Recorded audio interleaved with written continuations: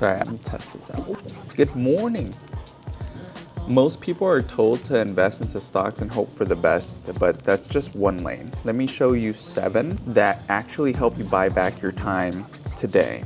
You don't have to follow the full 7, but at least take 2 to 3 of them, study it, learn about it. They're not something new. These aren't new concepts. These concepts are pretty old. That's where you make consistent returns if that's your goal, which I hope it is. That's why you land on this channel. There's no one path to financial freedom, but there's categories of investments that you can make. These are all my investments that I've made, so this is how I've been accruing and snowballing for, I want to say, the past 15 years of my career. You can start this now. It doesn't have to be like, 15 years. It just snowballs over time, and then it's going to be very difficult at the beginning. But those of you that are looking to make a high income, this is a good outlet to start. Once you get there, what are you going to do with that money, right? You want it to work for you instead of spending it. With that money that you earn, then you can spend it, these investments, so the returns on these. The first 7 it's a long list, right? It sounds like a long list, but I think if you diversify, that's the best route. There's, like what I said, there's no one path. So the first one, I'll jot this down too, so that way we can have notes with this. The first one that I want to talk about is just your traditional 401k. So if you are working at a normal 9 to 5 and then you have a stable job that gives you benefits, it's going to provide you 401k. Now, max that you can put as of right now, this time recording 2025, the max that you can put into your 401k for your employer's match and just 401k and Roth 401k is $23,500. So the first one is 401 a year. So you can put in 23.5k per year. A lot.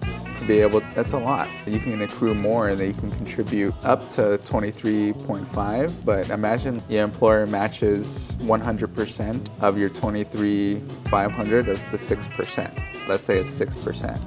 So they're gonna give you up to that amount. And over time, it snowballs with your 401k. Let's say if you stay with your company for at least 5 years, it's almost 100 racks. Come on, man. 100 racks within 5 years, and then you just think of it like money just put away right when you earn your income. So then once you get that 100k, even 10 years, then you can get 200k, make some smart investments, and then you're good. Sounds like a long time, but it flies by. And then if you're over 50 years old, for my 50 and up, because that was for 50 and under, 50 and up is what you're gonna want to focus on doing catch-up. So you can add an additional 7,500 on catch-up. So that's the first one, is 401k. We got that written down. So the second one I want to talk about is just your standard managed investments. And what that means is you're just going to Fidelity, you're just going to Charles Schwab, and you're like, hey, can you manage my funds? I give you $100 per month, and then you just manage that. They take a fee, and then this is just your normal advisors. You go into your financial institution, you go into your managed investments, and then they just make you a certain percentage per year. So they'll be like, oh, I'll give you 6%. They're not gonna guarantee it, but they just outweigh the risk. So I use Fidelity for some of my work. I have a ton, but I also use Robinhood's function because I'm a gold member. I use Robinhood's managed service, my first time actually doing it. So I want to see how it's going to return. I do know before when I used Fidelity, it was really good return, but you can choose your risk. If you're more risky, then you can raise the risk, and then of course it can be higher return, but it's higher risk, so you can lose it all as well too. So that's managed investments. Let me write that down. Managed invest. So we have 401k, that's the first one. And we have managed investments, that's the second one. The third one that I want to talk about, this is just your fun. I sign up for Robinhood account or Charles Schwab account, and then you just pick a stock, an Apple stock, and then you've been hearing about Apple going up, or you pick Tesla, right? Very risky, but you pick that and then you just have fun with it. That's your fun risk capital is what I call it. You see how stocks move. I think it's a gateway to learn, right? If you're used to just putting your money away or just having it go into 401k.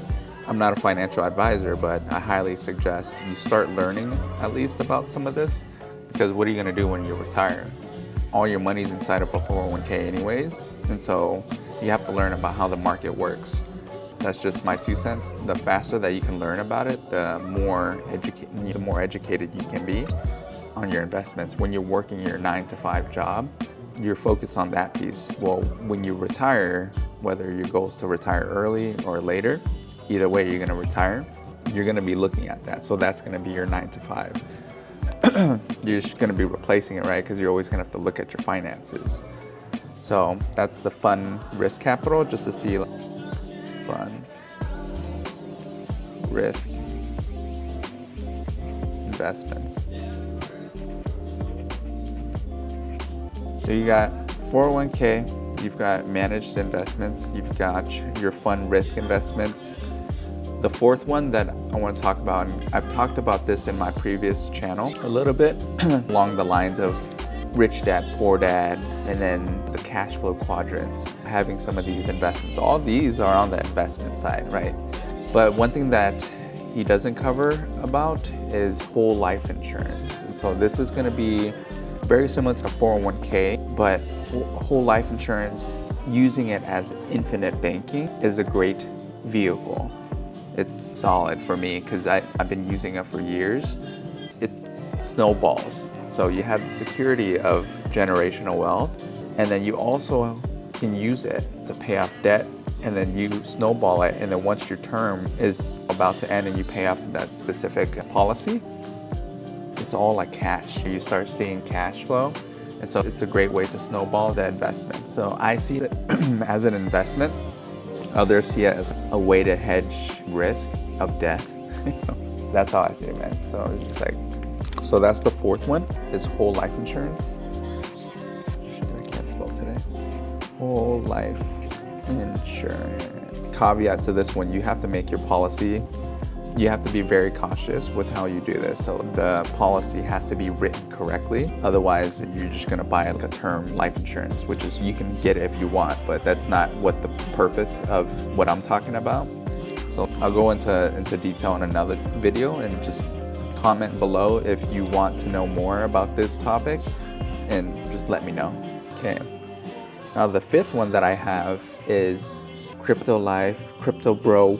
I've been in crypto since 2015, and even before I heard so much about it, but I didn't get into it. When Bitcoin was dollars on dollars, cents, all that, it was crazy. Seeing how things grow now, I'm heavy into crypto. When I started in 2015, got into day trading crypto, 2016. That's actually when I started day trading in general with the stock market, mainly like natural gases, UGAS, when it was on. Now it's delisted. So back to crypto. It's the future, it's the infrastructure. I'm gonna make another video about this, and it might be released already actually, but it's literally like, I can't say anything else about it. It's another form of investment that I see, and it's gonna be the 12th sector. We already have the Bitcoin Ethereum ETF, soon to be XRP ETF, Ripple XRP. You know, I've been investing in XRP since the beginning too, since. Still have some of it in my cold wallets, a bunch of it scattered everywhere. So crypto is gonna be the fifth one. This one should actually be up higher because I started putting more into crypto. It used to be very risky, so you used to lose 100% gains. So when these cycles happen, you have to be very careful when you get into crypto, but now that they're getting more regulatory clarity, and so it's getting so much better. So that's crypto. I'll talk about XRP. That's my prime one because it has so much, it's the closest for more regulatory clarity. So that's what I want to talk about next. The sixth one kind of aligns with fund risk investments, but it's less risky in my opinion. It's covered calls. So you can use covered calls to do covered calls. You can also do poor man's covered calls. You can start working into the wheel strategy. So that's what I do today to make passive. It's not passive, that's how I just make my income off of my fund risk investment. So let's say I buy 100 shares, then I'm just gonna do a covered call to make a premium on it because I'm still trying to grow that money. So it's just a strategy. So covered call. And these are all topics that I'm gonna talk about, deep dive into.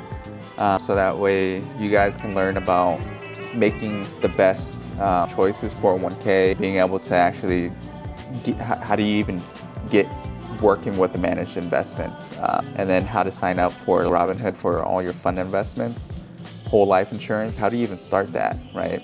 I'll talk about that. And then how do you even sign up for crypto? How do you get into crypto? We'll talk about that. And then covered calls, I'll do a walkthrough of how to do a covered call and then executing a trade based on a covered call. So I'll walk through each of these. So the sixth one is going to be covered calls. Again, it aligns with the fund risk investment. Let me do a line here. And the last one, and this is for me it's been the most fun and has provided me so much value, and I've learned a lot about it, probably because it's a family thing. And then I also expanded it to not just for my family, but other people too, right? I started investing with friends, just random people that I met over my career. The seventh one is going to be small business biz equity. So with this one, for small business equity, what you can do is actually, instead of starting a business yourself, do a joint venture with your friends. And then if you can put up some money too, and then let's say you don't want to be operational. Let's say you just want to invest, and it's kind of like investment in real estate, and then you get more share, then you're an owner as well. So you can be the financial partner and then just be a silent partner. You just invest and you collect it. So that's a route that I take. I take 10% from each business, 10, 20%, and I'm just a silent partner. Some good, some bad, but that's just where I put my money. So I just invest into that, and then I just get monthly or quarterly, depending on what the terms are.